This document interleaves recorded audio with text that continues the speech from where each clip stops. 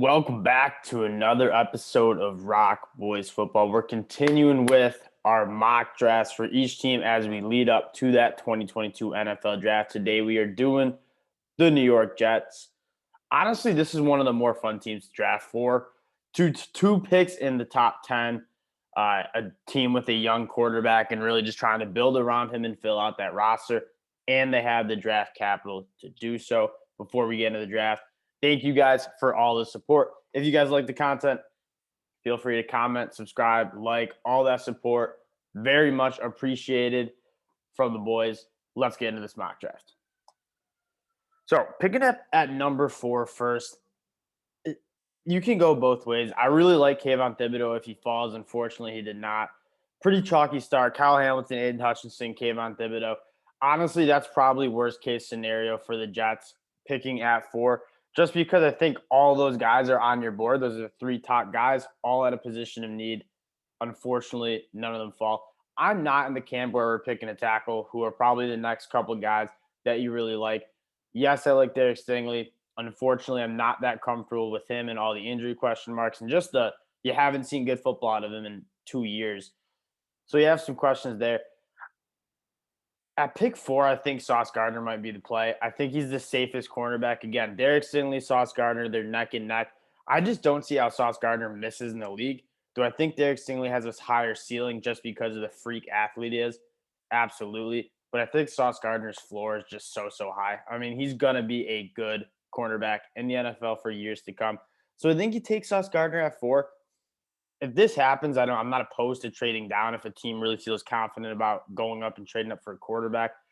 But we're going to take Sauce Gardner here at 4 and see what falls to us at number 10. What if you just doubled up? Derek Stingley, Sauce Gardner, you have an elite secondary. I'm not opposed to it, but we're going to go Garrett Wilson. I think it's crucial for the Jets to continue to build around Zach Wilson.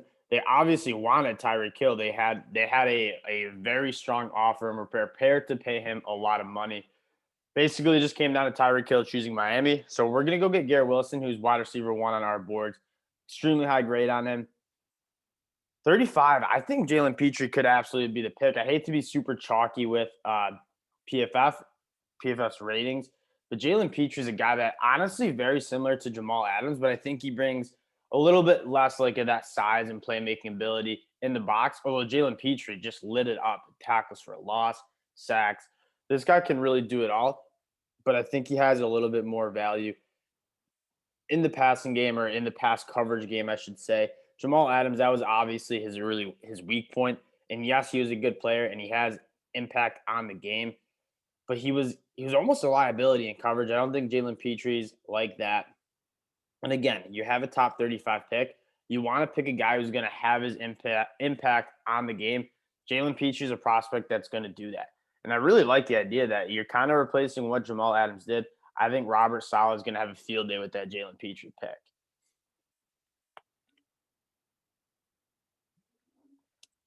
All right, pick 38. Another pick. I mean, I like C.J. Mosley. I like what they have at that linebacker spot. They got that Florida State kid, Hamir Nasruddin. I think I'm forgetting his name, but he was a solid player. I think the one thing you kind of missed is that edge position. If Aiden Hutchinson or Kayvon Thibodeau is there at 4, I think you go there, and then cornerback at 10. Unfortunately, none of those guys were there. I didn't feel comfortable taking any other edge guys that early in the draft. Let's take a look at what the edge position is now. Yes, you have Carl Lawson, who's returning from that Achilles injury.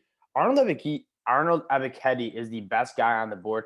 He's a guy that, he's a little bit undersized, but there's not many more technical edge rushers than Arnold Ebiketie. You worried about like the top end athleticism that he had, but he tested out fairly well. Definitely above the average of the pack in terms of edge rushers. And he's a guy that he just uses his hands so well. 18.5 tackles for a loss, 9.5 sacks. He really lit it up. Like I'm extremely happy about what I saw about him. I have a first-round grade on him, getting him early second round. I think at a position of need, a high-value position, is very, very strong for the Jets. I like Jamar Salyer. Y'all know I like Jamar Salyer a lot. Could you go linebacker here? It's more of a depth position. I don't know if I want to take depth guys at 69 overall. I don't hate taking I don't hate taking a look at wide receiver again. That being said, I like John Mechie a lot. I think he'd round out that wide receiving room really well. I'm confident with how Elijah Moore is going to progress. I liked him out of school. I just think they really struggled to kind of just get their footing in with Zach Wilson with the injuries. Um, let's go take a look at just the best available. I have my eye on Perry and Winfrey. I'm way higher on Perry and Winfrey than PFF is. I get he graded out poorly against the run. He's a taller prospect that is a little bit lighter of a frame, only at 300 pounds for the inside guy. Um, 6'4", 292. I think he measured in at the combine around 300 pounds. 6'4". The problem is like he really doesn't hold up in the rush game, in the rush defense game. Kind of gets washed away with those double teams. But there's not many better interior defensive line pass rushers in this class. Uh, Interior offensive linemen really struggle to block Perry Winfrey and deal with his length and athleticism. He's got a good bull rush when he can get his hands on you. He has great length. Uh, Superior pass rusher. You just worry about how he holds up uh, in the run game. Quinton Williams, just not really sure what's going on with him. We're going to go get Perry Winfrey. Honestly, just a value pick here. I have a higher grade on him than PFF does, and we're going to go up and take him there. Yeah, Jets have a lot of holes, but they have a lot of picks. And what's exciting is they have their franchise quarterback, or what they think is a franchise quarterback, in Zach Wilson. Now you're just kind of filling out this roster with young elite talent. I wouldn't mind taking another look at a running back, wide receiver, someone to give just a little bit more support. Um, Mekhi Becton, Elijah Vera Tucker, they have some young offensive linemen. I don't hate looking at more like Zach Tom's a guy that tested really well. He can play multiple positions on the offensive line, whether it's tackle or center. He played both at Wake Forest. Let's take a look at the running backs real quick because I do think this is kind of the sweet spot. You have Michael Carter. He's more of a slasher, running back, a little bit undersized. I like the idea of pairing him with a Tyler Algier, Brian Robinson, some of those bigger running backs, and that's really where you're going to get those guys. Looking down the board, Isaiah Spiller just tested so poorly. I didn't like him coming out of A&M before the testing. I just don't think he has that juice in him. He's not necessarily that fast. I don't think he runs behind the pads as well as some of the other guys, too, for a bigger back. I like Zamir White a lot. In terms of just size and speed, Zamir White checks all those boxes. I think we could maybe wait and get him in round 4 or round 5. 5-star prospect coming out of school. Top 10 overall recruit. Had 2 ACL surgeries. The big knock on his game is he's not very creative. He's not really doesn't have much shake to him at the next level. He'll just run right through you, but can't really he's not very elusive. But again, that we're kind of balancing out Michael Carter. Zamir White's a guy that can balance out Michael Carter. And they don't call him Zeus for nothing. Dude is just yoked up. Take a look at the wide receivers real quick before we make our pick. Kind of missed out on those top guys. We did get Garrett Wilson though, so that's kind of checking the box, building around Zach Wilson. There's some interior offensive linemen that I like. I do like Marquise Hayes a lot. Chris Paul, I like at tackle. I really do like Sam Williams. We got Arnold Abikedi or Abedike. I've been pronouncing his name wrong. Tyler Munford, a guy just really struggled this year. Jelani Woods. What is New York Jets? What are we looking at with tight end there? Apologies. I did look over the depth chart before we got into this video. Forgot who the tight end was. No, they had Chris Herndon. He was my draft. Oh, they just signed CJ. Okay. Man, that wide receiver room. Denzel Mims was a guy I just missed on. I thought he was going to work out at the NFL level. He just hasn't. Could look at center. Is Cam Jurgens still on the board from Nebraska? Talk about like a Tyler Linderbaum Jr. I think Cam Jurgens from Nebraska, a little undersized, but really good with those reach blocks. I like his game a lot. He is still on the board.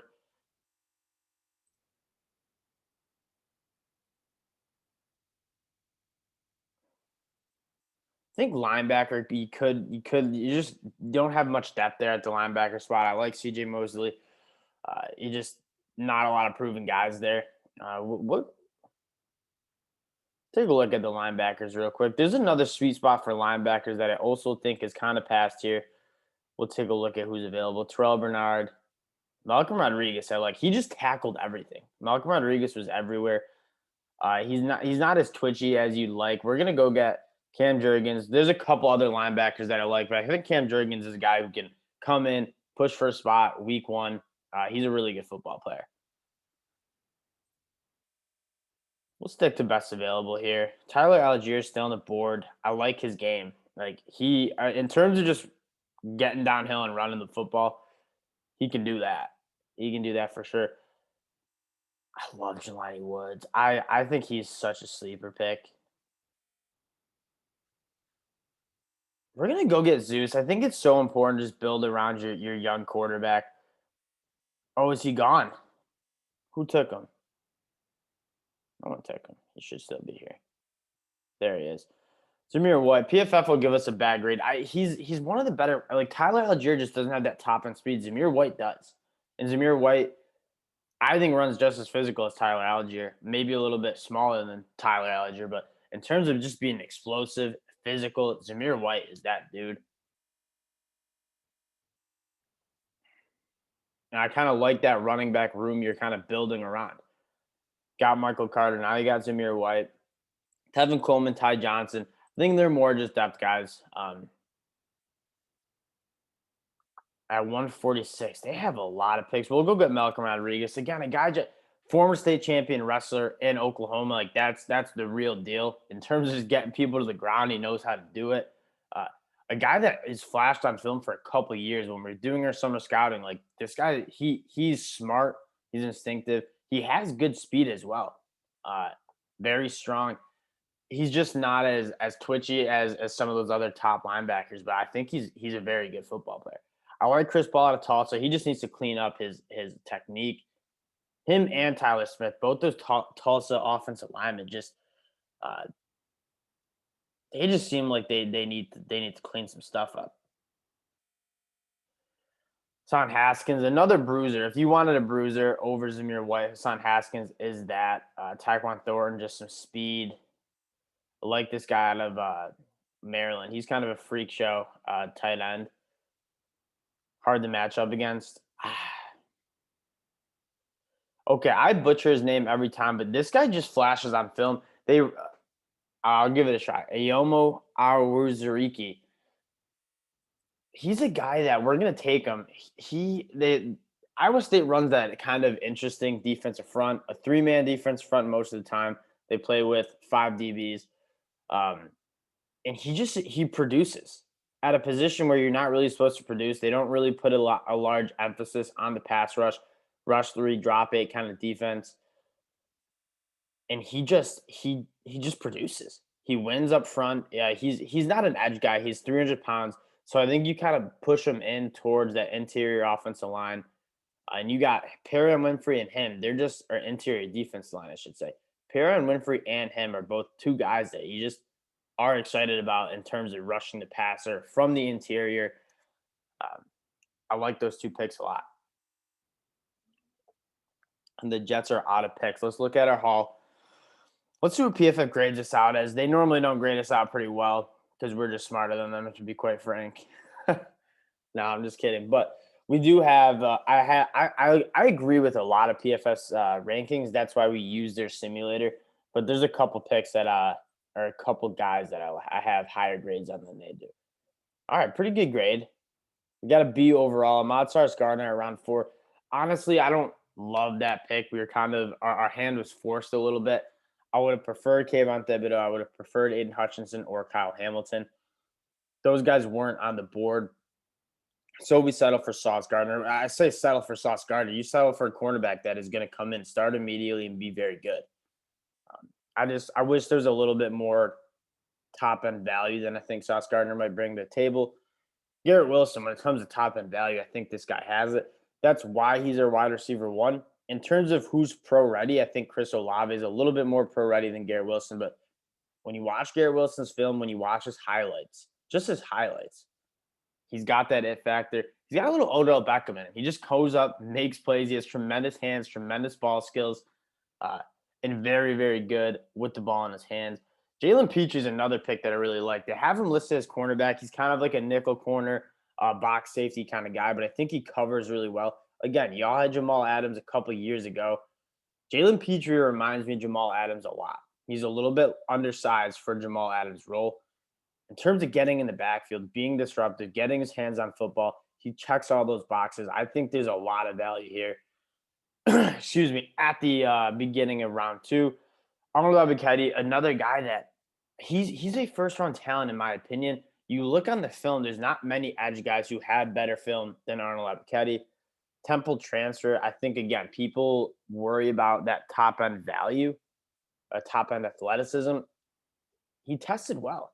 He's going to be a good player in the NFL. I don't see how his production in the Big Ten is going to fail to translate in the NFL. He's going to be a solid starter. Perry Winfrey, we're just going to disagree with him. I think PFF has him so low because he graded so poorly against the run. I think if you teach him to play with better leverage, he just played a little high. It seemed like he was always trying to rush the passer. And then when you're always trying to rush the passer and you come out of your stance that high, when it's the run play, you're going to get moved around a little and not grade very well. If you can clean that up or just use him as a third down rusher, there's so much value in this guy. At the end of the day, having a good defense starts with getting after the passer. Perrin Winfrey and Uzuriki are going to help that happen. Cam Jurgens, a guy that I like to film on him. I'm going to watch some more of him. Actually, probably tonight. He's on my list. Zamir White, a guy that just kind of balances out that backfield. Do I love taking a running back that high? No. I think there's some running backs like Hassan Haskins, Tyler Algier, who might be falling towards that back end of the round of day 3. And then Malcolm Rodriguez, the guy, if anything, is going to be a solid depth guy. He just is a good football player. You watch him at Oklahoma State. He's all over the field. He's just around the football all the time. Very good tackler. A guy that I think he's being a little disrespected or just being pushed down because this linebacking class is just so deep. Guys got like Channing Tindall, Quay Walker, Christian Harris, Troy Anderson, Leo Chanel, all guys who are extremely good but don't even have first-round grades because it's just so many linebackers. That's review on the New York Jets mock. I actually really liked the first couple picks. Ahmad Sauce Gardner, Garrett Wilson, Jalen Petrie, Arnold Ebiketie. 4 guys that I really, really like. It's a good start. Again, the Jets are in the business of getting the best player available. They have a couple holes in the roster, but they do have that franchise quarterback. Let me know in the comment section how I did, what picks you agree with, what picks you disagree with. As usual, we appreciate you guys rocking with the ROC Boys, and we'll be back with some more NFL draft content later. Peace.